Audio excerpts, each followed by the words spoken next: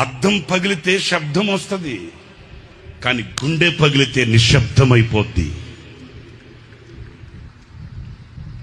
వేదన కలిగితే, బాధ కలిగితే మనసులో ఉన్న మనుషులకు చెప్పుకోగలుగుతాం, కానీ మనసులో ఉన్న మనుషులే గాయాన్ని రేపితే ఇంకెవరికి చెప్పుకుంటామండి? వింటున్నారా నేను చెప్పే మాట?